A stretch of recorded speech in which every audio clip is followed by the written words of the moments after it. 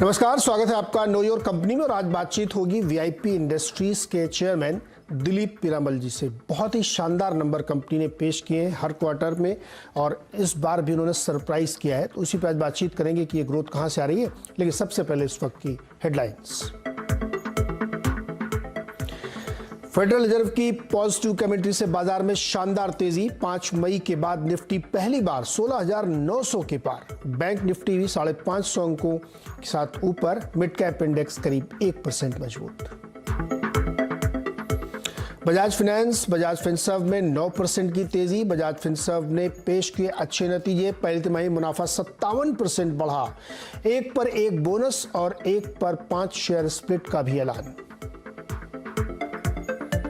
मिले जुले रहे नेस्ले, श्री सीमेंट के नतीजे। दोनों कंपनियों का मुनाफा मार्जिन अनुमान से कम बढ़े, लेकिन आय में सुधार। अब डॉक्टर रेड्डी समेत 2 निफ्टी कंपनियों के नतीजों का इंतजार। अनुमान के मुताबिक रहे जुबिलेंट फूड्स के नतीजे। पहली तिमाही में कंपनी का मुनाफा 64% बढ़ा। मार्जिन में भी दिखा सुधार। लाइक फॉर लाइक यानी सेम स्टोर सेल्स ग्रोथ भी 28.3% रही। नतीजों के बाद शेयर 6.5% ऊपर।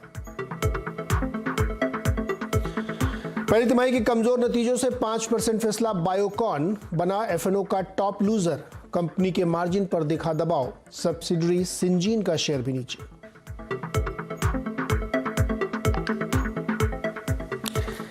आज के बाजार का टॉप लीडर है आईटी सेक्टर। जबरदस्त तेजी है, लगभग 3%, पौने 3% के आसपास की बेहतरीन मजबूती है। अमेरिका से जैसी ये खबरें आई कि वहां ब्याज दर अनुमान के मुताबिक बढ़ा और आगे की कमेंट्री डॉविश है, तो उसके बाद सबसे ज्यादा जिन शेयर्स की पिटाई हुई थी उन्हीं में तेजी देखने को मिली। निफ्टी आईटी देखिए पौने 3%, 750 पॉइंट की मजबूती है। और उसके बाद निफ्टी फाइनेंशियल सर्विसेज 2% से ज़्यादा की मजबूती के साथ कामकाज कर रहा है। स्टॉक्स देखिए Mindtree, LTI, LTTS, Infosys, Tech Mahindra, ये सब 2 से लेकर 6% तक की मजबूती दिखा रहे हैं। तो डेफिनेटली आज आईटी ने कमाल किया है और मार्केट को ऊपर ले गया। निफ्टी के 11 इंडाइसेस में से सिर्फ एक इंडाइस निफ्टी फार्मा थोड़ा सा अभी नरमी का रुख दिखा रहा है, अदरवाइज जबरदस्त तेजी है। 1000 पॉइंट की शानदार रैली है सेंसेक्स में और 275 पॉइंट की रैली है निफ्टी में। 10:30 बजे हमने श्रीवास्तव से पूछा था कि क्या डबल सेंचुरी के बाद ट्रिपल सेंचुरी लगेगी, तो उनको थोड़ा सा लग रहा था कि शायद नहीं लगे, लेकिन अब ऐसा लग रहा है कि 13 शतक आज क्लोजिंग तक हो जाएगा और क्लोजिंग उसी के आसपास होनी चाहिए। 550 पॉइंट से ज़्यादा की मजबूती बैंक निफ्टी में भी आप देख रहे हैं। तो एक ज़बरदस्त रिकवरी मार्केट में इस वक्त देखने को मिल रही है और बहुत सारे स्टॉक्स में एक अच्छी तेज़ी है। प्रकाश गाबा जी हमारे साथ मौजूद हैं। गाबा सर, पौने 300 पॉइंट की मजबूत रैली निफ्टी में, लग रहा है कि ट्रिपल सेंचुरी पे ही क्लोजिंग होगी आप, तो क्या ट्रेड बनाना चाहिए? देखिए, ऐसा लग रहा है कि एक्चुअली मार्केट में अप मूव है और शॉर्ट्स थोड़े ट्रैप है। वो शॉर्ट्स स्क्वीज हो गए हैं, वो मार्केट को ऊपर लेके जा रहा है। अब काफी समय से देख रहा हूं निफ्टी 10,900 के ऊपर ट्रेड कर रहा है। थोड़ा डिप हुआ, लेकिन यहां पर अगर टिका रहेगा, जिन्होंने 16,900 में जिन्होंने शॉर्ट किया है उनको वापस कवर तो करना पड़ेगा, एक्सपायरी है, वो प्रोपेल करेगा निफ्टी को 17,000 तक। तो एक पॉसिबिलिटी है कि एक अप मूव मिले। लास्ट 1-2 घंटे में एक अच्छा शॉर्ट स्क्वीज हो सकता है और मैसिव मूव आ सकता है, क्योंकि ट्रैप काफी है 16,900। बुल्स एंड बेयर्स में यहाँ फाइट है, उसके ऊपर ही ट्रेड कर रहा है। सर, क्या बुल्स आज 17,000 करा सकते हैं इसको? 17,000 करा सकता है। 17,000 पार करना तो मैं नहीं कहूंगा, लेकिन 17,000 करने की पूरी क्षमता रखता है, क्योंकि काफी शॉर्ट ट्रैप है यहाँ पर 16,900 पर। जो 800 वाले हैं तो उनको कवर करना ही पड़ेगा। जो कश्मकश है 900 की, लेकिन 700 वालों को भी तो कवर करना है, लेकिन 900 में काफी है। तो 700-800 जब कवर करेंगे वो 900 के ऊपर लेके आ रहे हैं, और 900 के ऊपर टिका रहा है तो 900 के बाद उन्हें भी कवर करेंगे। तो ये पुल हो रहा है, एक्चुअली पुल एंड पुश चालू है यहाँ पर। और 900 के ऊपर टिका रहेगा तो मेरे ख्याल से 17,000 पॉसिबल है। 17,900, 16,950 से 17,000 पॉसिबल है। और ऐसी ही मजबूत रैली बैंक निफ्टी में भी है गाबा सर? जी हाँ, वहां पर एक लॉजिकल टेक्निकल टारगेट है 37,500 के, अब ट्रेड कर रहा है 37,332 का। 200 पॉइंट कुछ खास नहीं है बैंक निफ्टी में। अगर बैंक निफ्टी में एक अप मिल जाता है, पुश मिल जाता है, वो निफ्टी को ऊपर ले जाएगा। ओके, गाबा सर, मान लीजिए आपको ये कहा जाए कि आपके पास आपको एक शेयर खरीदना है और चॉइसेस सिर्फ दो हैं, बजाज फाइनेंस और बजाज फिनसर्व, कौन सा खरीदेंगे आप? मैं दोनों आधे आधे ले लूंगा। नहीं, चॉइस एक की है sir. Bajaj finance. Bajaj finance. Okay, तो ये इस वक्त दोनों में ही 9 से 10% की बहुत ही बढ़िया मजबूती। बजाज फाइनेंस देखिए आप 650 रुपये ऊपर है, दमदार नतीजे पेश किए थे और उसके बाद इसमें एक बेहतरीन तेज़ी। गावा सर, आज तो टाटा स्टील में भी स्प्लिट के बाद तेज़ी देखने को मिल रही है, इंडसइंड बैंक में, इन्फोसिस में। गावा सर, अच्छा आईटी की मैं आपको खरीदना आ चुकी, वो दमदार सबसे बड़ा सेक्टर है, उसमें से कौन सा शेयर आपको पसंद है? हाँ, LTI, Larsen and Toubro infotech, ये मैंने निकाल के रखा है। ये अगर आप पूछते तो बता देता। 4800 है, मुझे लगता है वहां तक जा सकता है। 4500 में जो ब्रेकआउट मिला है, बढ़िया मिला है, इस वहां पर स्टॉप लगाना चाहिए। और आई थिंक इट्स 4500 नहीं लगाना है, जो ब्रेकआउट लगाना है तो और भी लगाइए, करीब 4600, 4575 लगा दीजिए, तब एक आपको मिलना चाहिए। ओके, 52 वीक हाई की लिस्ट बढ़ती जा रही है, बहुत सारे स्टॉक। हिंदुस्तान एरोनॉटिक्स 2000 के पार। सर डिफेंस स्टॉक है, 4% ऊपर है, अभी भी समय है क्या खरीदने के लिए? हाँ, पिछले हफ्ते मैंने किया था बात, इसके बताया था टारगेट करीब 2000 की तरफ जा रहा है और 2000 आज मिल गया है। इस फ्लाइंग हाई, कंसोलिडेशन के बाद न्यू हाई पर चल रहा है, यहाँ पर कोई रेसिस्टेंस है नहीं।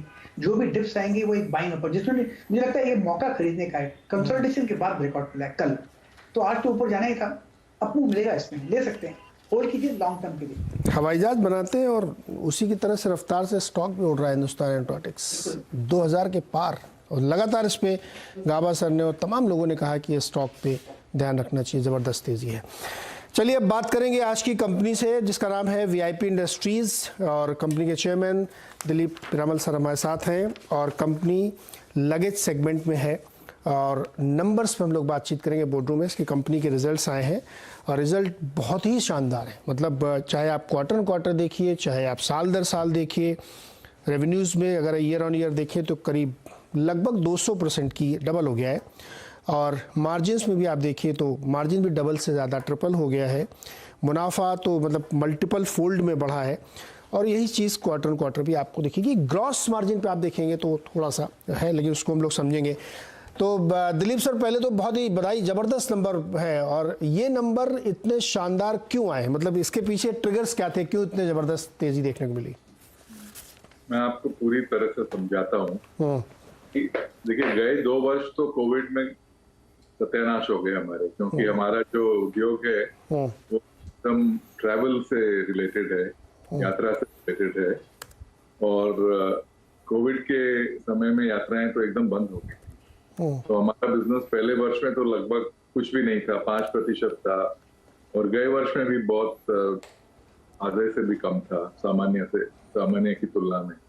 तो एक तुलना करने में कोई मतलब ही नहीं होता है, तो गए 2 वर्ष में कोई संदर्भ रह ही नहीं जाता है। ये पहली तिमाही है जो हमारी अप्रैल से जून की हमारी सबसे बड़ी तिमाही है। इसका कारण ये है कि एक तो ट्रैवल सबसे मतलब ऊंचाई पे रहता है, सबसे अधिक ट्रैवल सीजन है ये अप्रैल टू जून, और दूसरा ये है कि ये लगन का भी मौसम है, लगन सीजन, ये मुहूर्ते वगैरह सारे भारतवर्ष में, और विशेषकर पूर्व क्षेत्र में, भारत के पूर्व क्षेत्र में, यूपी, बिहार, बंगाल में हमारा मार्केट शेयर बहुत ज्यादा है। ये लगन सीजन हमारे लिए एक विशेष ड्राइवर है। तो ये पहली तिमाही सबसे बड़ी होती है, और अभी सामान्य हो गया था, तो इसलिए एक हमारे सारे इतिहास में इतनी बिक्री नहीं हुई है हमारे एक तिमाही में जो गई तिमाही में हुई थी, और वो आशा भी है अभी हर एक वर्ष, यानी हर एक वर्ष में जो पहली तिमाही है वो एक नया कीर्तिमान स्थापित करेगी। तो अभी ये हो गया है इस तिमाही में। वैसे हमारा जो लक्ष्य था 2021 ईयर की पहली तिमाही में, वो इससे भी थोड़ा अधिक था, लेकिन खैर वो तो हुआ ही नहीं, कोविड आ गया था। तो वैसे कोई सरप्राइज नहीं है कि अभी जब कारोबार सामान्य नहीं दिलीप सर, बिल्कुल सही कहा आपने कि ये जून क्वार्टर में मल्टीपल ट्रिगर्स होते हैं, मैरिज सीजन है, स्कूल भी बच्चों के खुले, तरह तरह की चीज़ें हुई, ट्रैवल बहुत ज़बरदस्त बूम हुआ। लेकिन मैं भी देख रहा था आपके, मतलब मैंने पिछले 10 साल के और पीछे जाके नंबर के, हर बार आपने एक नया बेंचमार्क सेट किया है जून में। तो क्या मैं इस क्वार्टर को अब एक बेस मान के चलूँ कि यहाँ से ऊपर की ग्रोथ अपनी एक नई कहानी लिखी जाएगी, क्योंकि ये हर बार हर क्वार्टर में आप एक नया बेंचमार्क सेट कर देते हैं? नहीं, लेकिन हर क्वार्टर में जैसे अभी ये सबसे बड़ा हमारी तिमाही है, अप्रैल टू जून, तो जो अगले 3 तिमाही होंगी वो उसमें इतनी बिक्री नहीं होगी, सेल्स इतने नहीं होंगे, लेकिन वो ईयर ऑन ईयर में तो उससे वृद्धि होएगी। और अभी तो खैर ईयर ऑन ईयर का कोई मायना नहीं रखता है इस आज के संदर्भ में। करेक्ट। तो कीर्तिमान तो ये मतलब ये पहला जो क्वार्टर है, ये तो हमारा अभी हमारी इच्छा तो यही, आशा तो यही है, जो भी कंपनी ग्रो करती है फिर वो हर एक वर्ष में नया कीर्तिमान करे। तो न्यू नॉर्मल है ये, ठीक है, ये बिल्कुल सही बात है आपकी। अच्छा, अगले क्वार्टर में भी सर आप देखिए, अगले तो नहीं लेकिन अगले से अगले वाले क्वार्टर में बहुत मैंने सुना कि मैरिज सीजन जबरदस्त तरीके से आ रहा है। और सीजन एक है, ट्रैवल सीजन जितना ये पीक पे रहता है ना इस क्वार्टर में, तिमाही में, उतना ट्रैवल सीजन इतना नहीं रहता है। लेकिन हमने ये देखा है कि हमारे फर्स्ट हाफ सेकंड हाफ लगभग इक्वल से हो रहते हैं। राइट सर, अब थोड़ा सा फाइनेंस की तरफ लौटे हैं, तो जो मार्जिन है वो किस तरीके से पिक्चर बनती हुई दिख रही, क्योंकि मुझे दिख रहा है कि जो ग्रॉस मार्जिन उसमें थोड़ा कमी है, रीज़न क्या है इसका? और मुझे थोड़ा सा इनपुट कॉस्ट भी बताइए, क्योंकि नरम हुई है थोड़ी, ऐसा लग रहा है। देखिए नहीं, ग्रॉस मार्जिन में क्या हो जाता है कि अभी हम लोग पहले हमारा सारा कारोबार यानी अधिक जो हमारे यहाँ सेल होता था वो आउटसोर्स्ड होता था, चीन से हम लोग काफी आयात करते थे, चाइना से। और अभी हमने गए वर्ष में हमने हमारी बांग्लादेश में फैक्ट्रियां, उधर काफी उत्पादन बढ़ा दिया है। और चीन में तो सारा डिसरप्शन हो गया था, तो वो एक आवश्यक हो गया था कि हम अभी डोमेस्टिक मैन्युफैक्चरिंग करें। और डोमेस्टिक में मैं एक तरह से यानी बांग्लादेश को भी हमारे रीजनल मैन्युफैक्चरिंग में मानता हूँ। उसके कारण थोड़ा एक रिपोर्टिंग में भी फर्क आ जाता है कि जो मैन्युफैक्चरिंग कॉस्ट है वो फिर पहले वो ग्रॉस मार्जिन में आ जाता है, यानी उसका एक रिपोर्टिंग का फर्क पड़ जाता है जब ऑन मैन्युफैक्चर होता है और आउटसाइड प्रोडक्ट्स खरीदते हैं, उसका थोड़ा फर्क पड़ गया है। लेकिन और थोड़ा बहुत हमारे एक्सचेंज फ्लक्चुएशन भी हुए हैं, तो उसमें कोई विशेष अंतर नहीं है। और वो रिपोर्टिंग का ज्यादा है, यानी जी।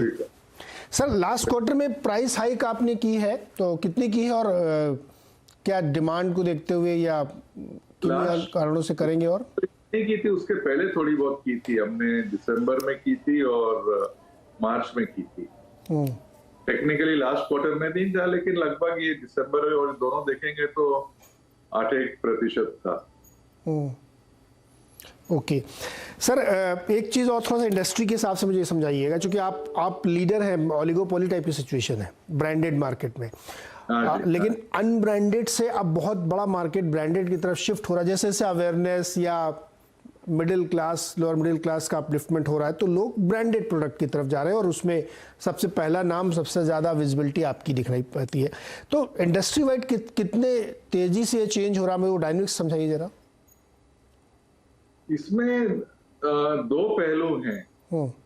एक तो क्या है, जो लगेज है, मतलब के सूटकेसेस वगैरह, मैं आपको बताऊं, ये लगेज के 2 बड़े सेगमेंट्स हैं हमारे बिजनेस के। तो एक तो जो प्रॉपर लगेज है, सूटकेसेस हैं, अपराइट्स होते हैं, उसमें हार्ड लगेज होता है, सॉफ्ट लगेज होता है। और उसमें अभी ये ट्रेंड ऐसी हो गई है कि फिर से हार्ड लगेज की तरफ अभी बिजनेस जा रहा है।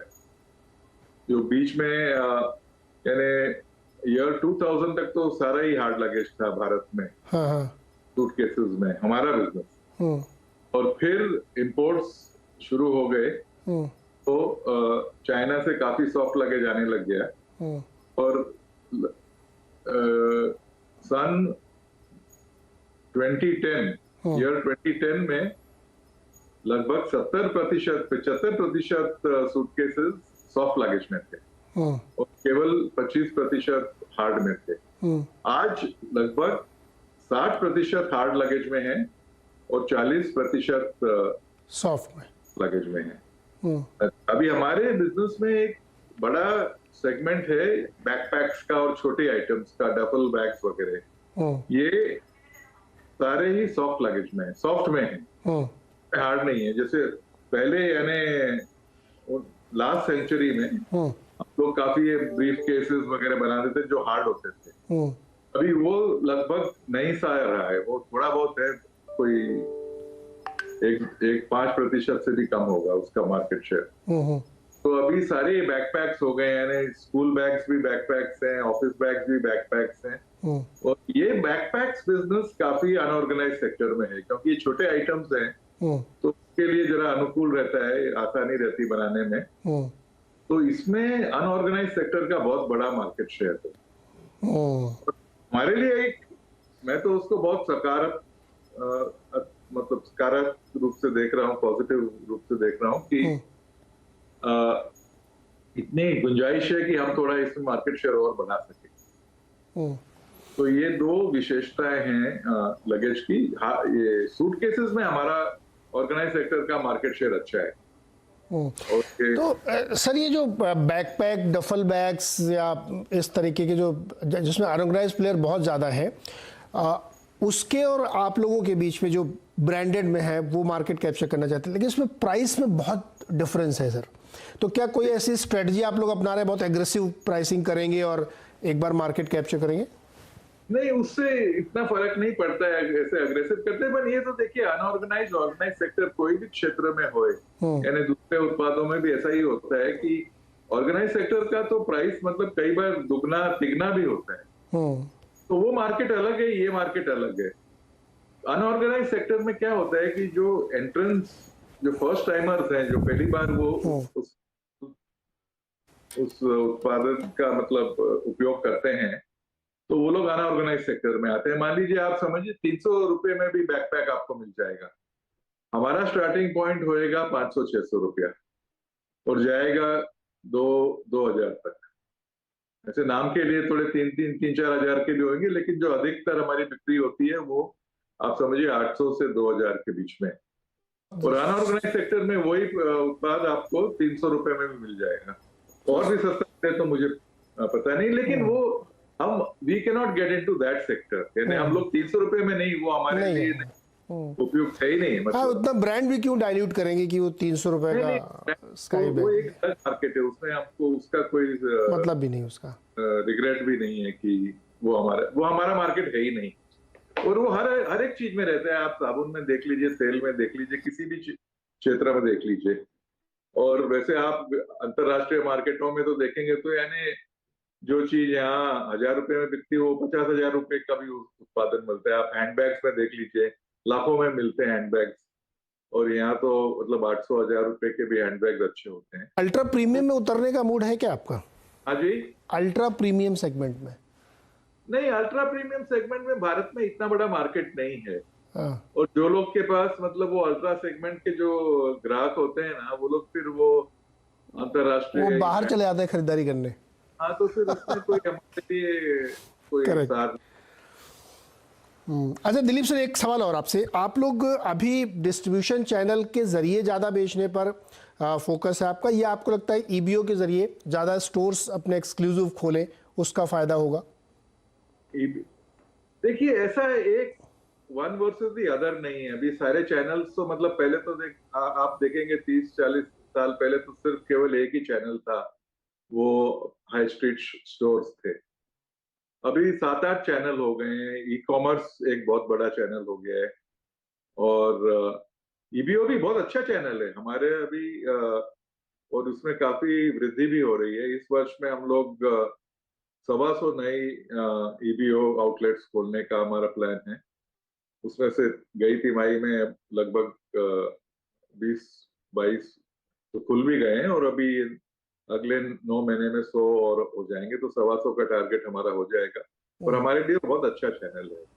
करेक्ट। और लेकिन सारे ही चैनल हैं अभी, ऐसे एक one versus the other. Sir, एक लास्ट छोटा सा सवाल है मेरा।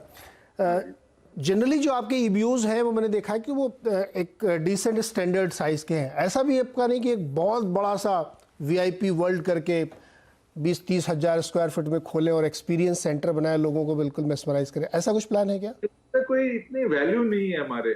देखिए लगेज बहुत छोटा बिजनेस है, कोई बहुत बड़ा बिजनेस नहीं है। मैं आपको एक बहुत आश्चर्यजनक बात बताऊंगा कि आज हमारे 2300 करोड़ का सेल अगर हो जाए इस वर्ष में तो हमारा सबसे सर्वाधिक सेल होगा।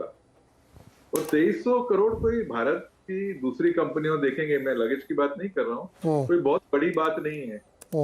फिर भी हम लोग विश्व की दूसरी सबसे बड़ी लगेज कंपनी है, केवल 2300 करोड़ के सेल की। और ये मैंने बहुत वेरीफाई कर रखा है कि मैं हर बार ये सब जगह बोलता हूँ और ये एकदम वास्तविकता है। मुझे भी कई बार आश्चर्य होता है कि 2300 करोड़ में हम विश्व की दूसरी सबसे बड़ी कंपनी हो गए हैं। नहीं, बिल्कुल सर, आप सही कह रहे हैं। और बहुत सारे सर इस जो कंज्यूमर डिस्क्रिप्शन वाले आइटम है ना, इसमें लगभग साइज वैसा ही है जैसे आप बाटा वाटा का भी देखिए, वो लगभग वैसा ही है। रिलैक्सो, मेट्रो ब्रांड्स तो नहीं, मेट्रो ब्रांड तो कितना बड़ा है या। लेकिन वर्ल्ड वाइड मुझे पता नहीं है विश्व में कितनी बड़ी और भी बड़ी कंपनियां होंगी, क्योंकि ये सब कैटेगरीज बहुत बड़ी है। यानी लगेज तो देखिए आदमी यानी कॉमन मैन तो वर्ष में एक लगेज भी नहीं खरीदता है। तो आप देखिए आपके घर मतलब 20-20 साल तक चलता है वो प्रोडक्ट, 20-30 साल तक चलता है। सर फैशन जो है ना वो लोगों को आकर्षित करता है कि नए नए कलर्स, नई डिजाइन, और थोड़ा सा और जब एयरपोर्ट पे जाए तो उनका लगेज एकदम अलग से आउटशाइन करे, ये सब चाहत होती है लोगों के। आज हम लोग साल में 300 नई रेंजेस लाते हैं, राइट, यानी एक हफ्ते में 5। ओके दिलीप सर, बहुत बहुत शुक्रिया हमारे साथ जुड़ने के लिए और शानदार नतीजे पेश किए आपने, उसके लिए बधाई। और हम लोग अगले क्वार्टर में फिर बात करें। मुझे ध्यान है सीक्वेंसली हम लोग हर क्वार्टर में बात करते हैं, तो इम्प्रूवमेंट हो रहा, जो आप कहते हैं यू डिलीवर दैट। तो हम लोग एक बार फिर से अगले क्वार्टर में जुड़ेंगे, देखेंगे कैसा प्रदर्शन होता है। बहुत बहुत शुक्रिया सर हमारे साथ जुड़ने के लिए। एक बहुत ही छोटा सा ब्रेक, और ब्रेक के बाद फिर देखते हैं मार्केट आज ट्रिपल सेंचुरी के कितने और करीब पहुंचता है।